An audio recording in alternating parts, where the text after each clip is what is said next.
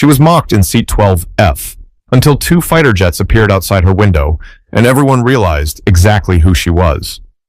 The woman in seat 12F wasn't the kind of person you'd notice at first glance. That was the point. She preferred it that way. Her name was Commander Nadine Holt, though no one on the plane that morning knew it yet. To the other passengers, she looked like any ordinary traveler making her way from Dallas to Washington.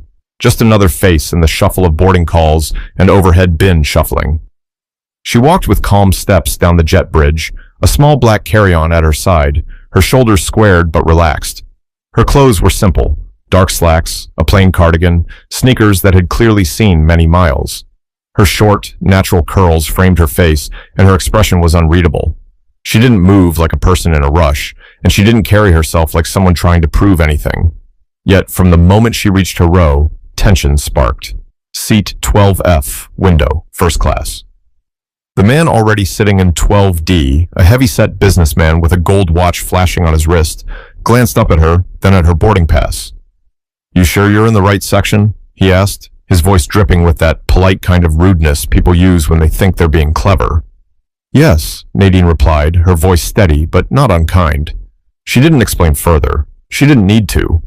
She slid past him, settled into her seat, and placed her bag beneath the seat in front of her.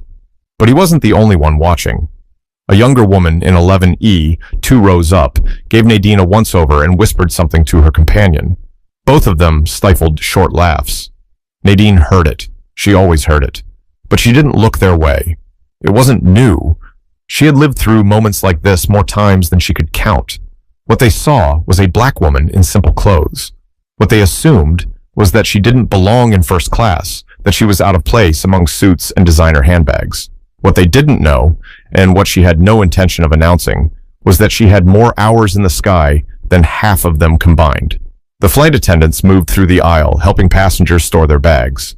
Nadine smiled politely when one of them offered to hang her cardigan in the closet, but she declined. She wanted it close. Airplanes were always kept too cold. As boarding finished, she leaned back, folded her hands in her lap, and closed her eyes for a moment. She wasn't sleeping. She rarely slept on commercial flights, but she liked to slow her breathing and let her mind grow quiet. Her body had been trained for discipline. Years of service in the Air Force had built a rhythm inside her that didn't go away, even in civilian life. But discipline didn't stop the whispers. The businessman next to her shifted in his seat, adjusting his belt. "You fly often?" he asked casually, not out of friendliness, but out of suspicion. "Often enough," Nadine replied, without opening her eyes. He gave a half smile, shaking his head as though amused. "Well, you picked the right seat. Best one on the plane." She opened her eyes, looked at him just long enough to register his expression, then nodded once before turning her gaze out the window. The conversation ended there. What no one realized in that moment was that this quiet passenger in seat 12F wasn't just another traveler. She was a former squadron commander with a record that demanded respect, even if none of the strangers around her were offering it. And before the flight was over, every last one of them would learn exactly who Nadine Holt was. But trouble in the skies has a way of revealing the truth, and before long, 12F would no longer be ignored. The seatbelt sign dinged on. The plane pushed back from the gate, rolling slowly toward the runway at Dallas Love Field. Nadine adjusted her seatbelt, keeping her movements small, controlled. Around her, conversations picked up like a low current, people catching up on work calls, scrolling through phones, talking about nothing and everything at once. She stayed quiet, but quiet didn't mean invisible. The man beside her, his name, she later overheard, was Douglas Keene, cleared his throat, turned slightly toward her. "So," he said, "Washington, huh? Business or pleasure?" Nadine didn't turn her head. She kept her eyes on the window, watching the service vehicles zip across the tarmac. "Neither," she answered evenly. Douglas let out a short chuckle. "That's vague." "I like vague." He shifted again, clearly unsatisfied.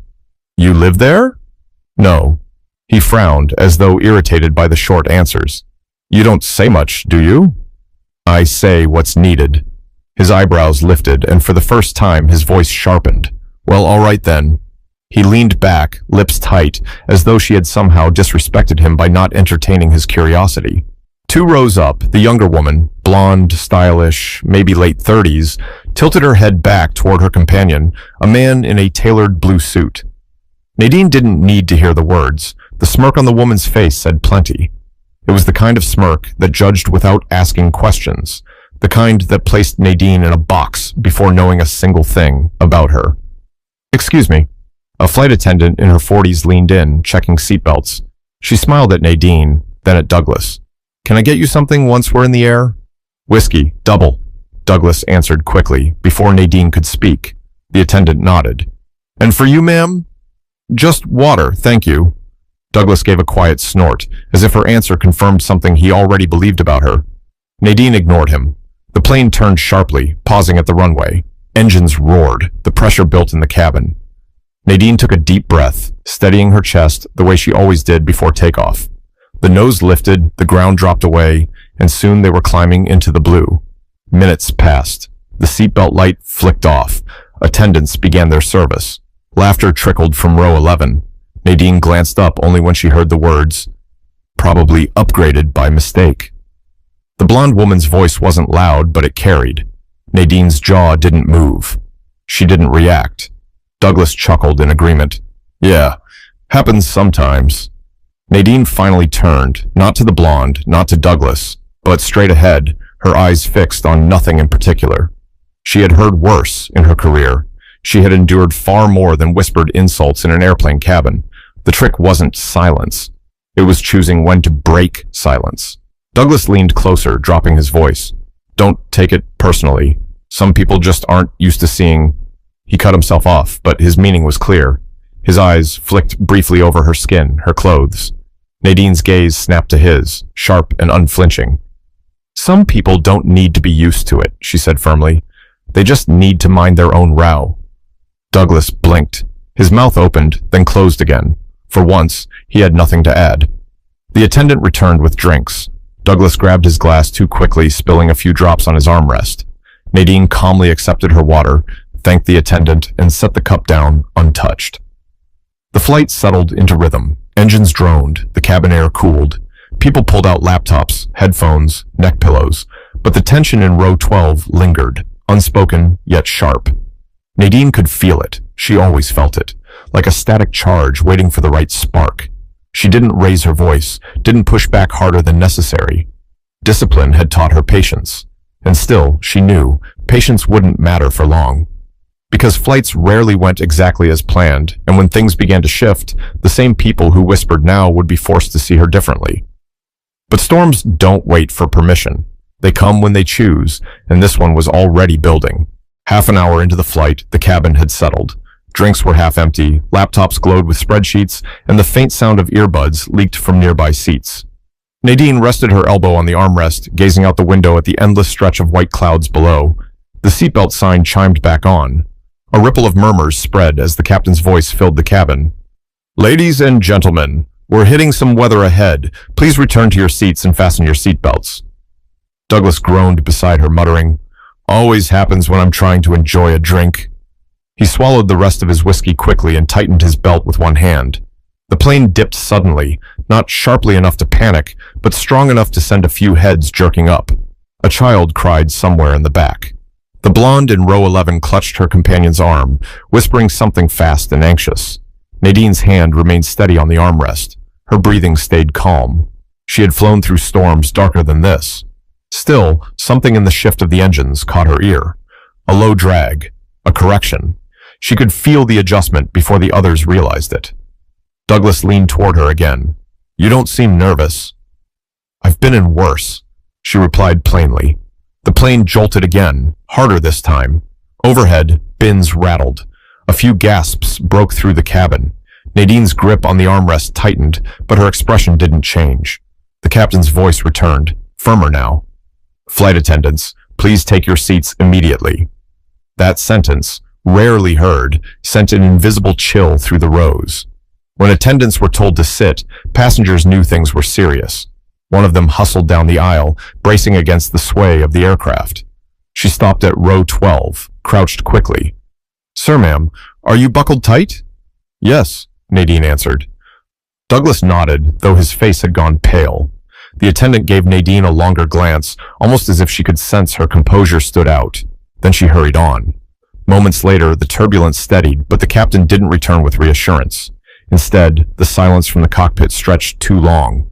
Nadine's instincts stirred. Something was off, not just bad weather. She tilted her head, listening.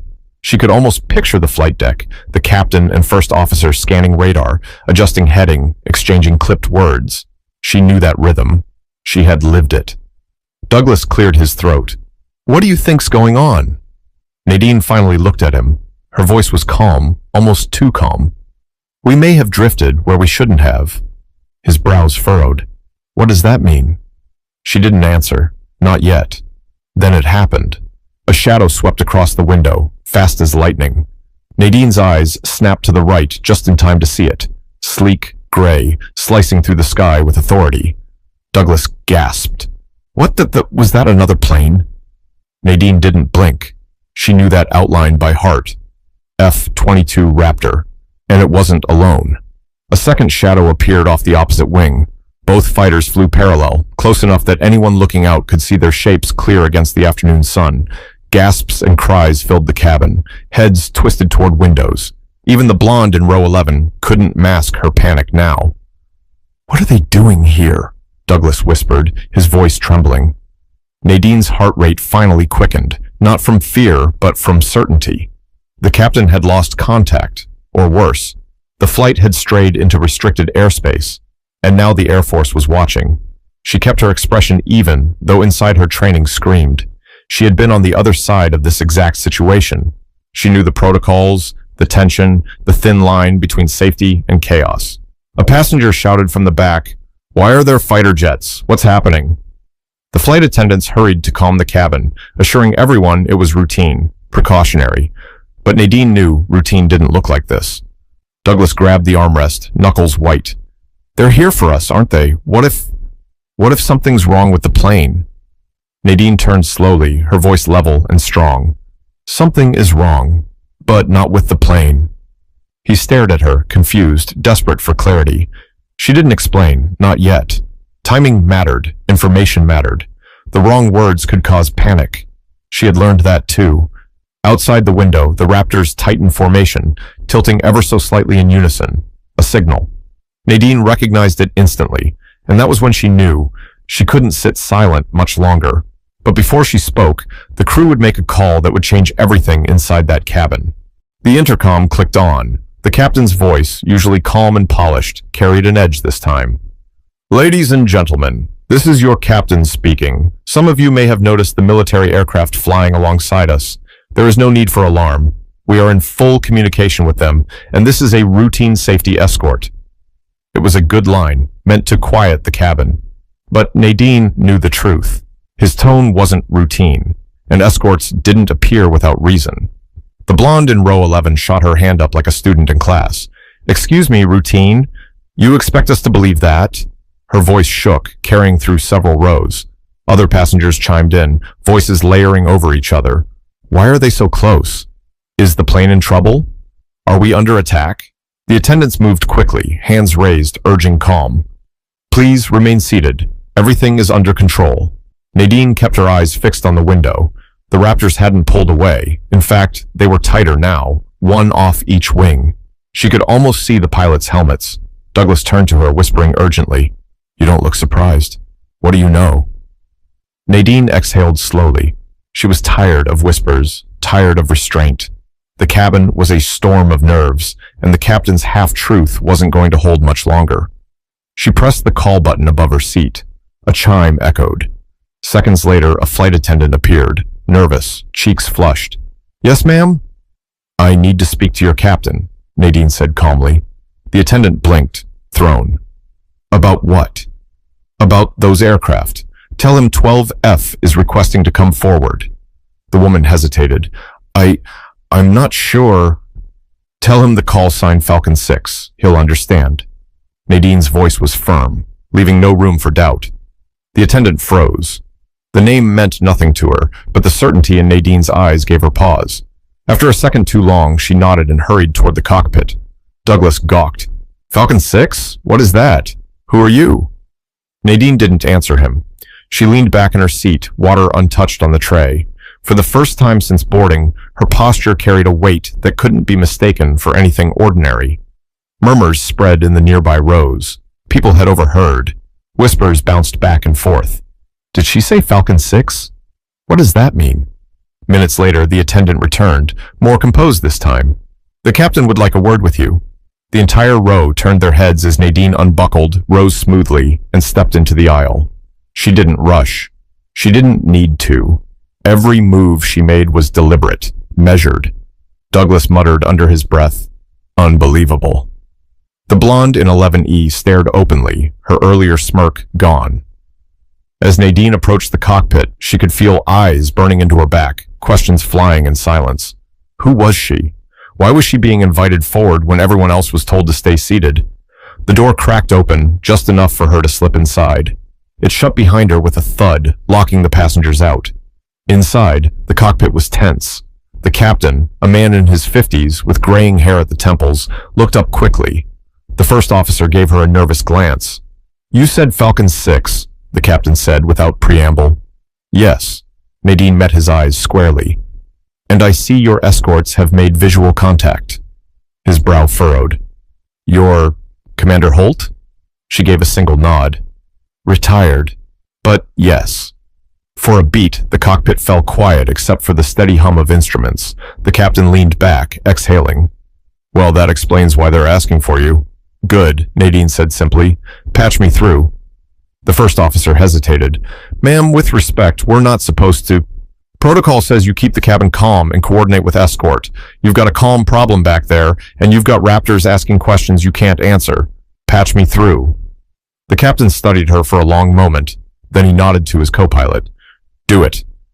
The first officer flicked switches, static filling the headset. A moment later, the line opened.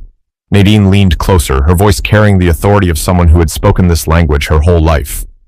"Raptor flight, this is Falcon 6. Confirm visual." The cockpit went silent, waiting. Then a voice crackled through, sharp but respectful. "Falcon 6, ma'am, is that really you?" The captain's eyes widened. Nadine's lips lifted the slightest bit. "Still here." But respect was one thing. What mattered now was why the Raptors had been scrambled, and the answer wasn't going to ease anyone's nerves. "Falcon 6, ma'am, it's an honor." The pilot's voice over the secure channel carried both relief and disbelief. "We've been ordered to verify your presence. Stand by." The captain leaned closer to the mic. "So it's true? They scrambled Raptors for you?" Nadine's gaze stayed fixed on the panel, steady as ever. "They scrambled Raptors because your route cut across restricted airspace near Langley. But when my name came across the manifest, someone up the chain realized they had another option." The first officer stared. "You mean you?" She nodded once. "Me." Static crackled again, followed by the unmistakable tone of respect. "Falcon 6, request confirmation. Last active posting, Edwards Air Force Base, 22nd Fighter Squadron?" "Confirmed," Nadine replied without hesitation. Her voice didn't waver. "Authorization code, Delta Bravo 21. A beat of silence. Then both Raptors responded together. "Copy that. Falcon 6 in the airspace. Standing by." The captain rubbed a hand down his face. "Well, I'll be damned. They're standing down, aren't they?" Nadine's lips curved, not into a smile exactly, but into something close. "They'll escort us safely, yes, but your passengers won't stay calm unless you give them more than routine lines." The captain hesitated, glancing at his co-pilot. "You want me to tell them who you are?" "They'll know soon enough," Nadine said quietly. "Better it comes from you than whispers." The captain let out a long breath, then nodded. Back in the cabin, the chatter hadn't stopped. Passengers craned their necks toward the cockpit door, voices overlapping. "What's going on? Why did they let her in?" "She said something... Falcon what?" Douglas shifted in his seat, arms crossed tight.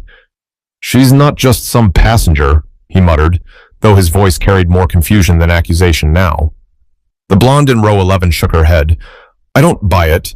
She's just bluffing." Her companion whispered back. "Then why did the crew let her in?" A sudden chime silenced them. The captain's voice filled the cabin again. "Ladies and gentlemen, I owe you more clarity. The Air Force aircraft outside are here as precaution, yes, but not because of mechanical failure. We briefly entered controlled airspace, and standard procedure brought them alongside. I assure you the situation is stable. A pause, heavy with anticipation. Then he continued. Some of you may have noticed a passenger who stepped into the cockpit. That was at my request. Seat 12F is occupied by Commander Nadine Holt, call sign Falcon 6. She is a retired Air Force squadron commander with over 2 decades of service. The Raptors outside aren't just here for us. They're acknowledging her. She has the respect, and so does this flight. You are safe. Gasps rippled down the rows, heads whipped toward 12F, only to find the seat empty. Douglas blinked, speechless. The blonde's mouth fell open. Commander? Someone whispered. A man across the aisle frowned. She didn't look like a commander. The words stung, even said quietly, but no one answered him. The cockpit door opened again. Nadine stepped back into the cabin. She moved without hurry, her expression unchanged. She returned to 12F, sat down, and buckled in as though nothing unusual had happened. Silence clung to the air. Dozens of eyes followed her. Douglas finally found his voice. So it's true, you... Yes, Nadine said simply, cutting him off. The blonde leaned forward, disbelief etched into her features. You flew those things? She gestured toward the Raptors outside. I commanded them, Nadine corrected softly. No one laughed now. No one whispered. The same people who had smirked and doubted minutes earlier stared at her with a mix of awe and unease. The flight attendant passed by, pausing just long enough to offer Nadine a quiet, genuine smile before moving on. For the first time since boarding, Nadine reached for her water and took a slow sip. Calm, composed. A leader who didn't need to prove anything. But respect given in crisis doesn't erase disrespect shown in peace.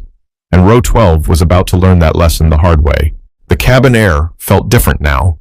The whispers that had once carried mockery had turned into hushed awe.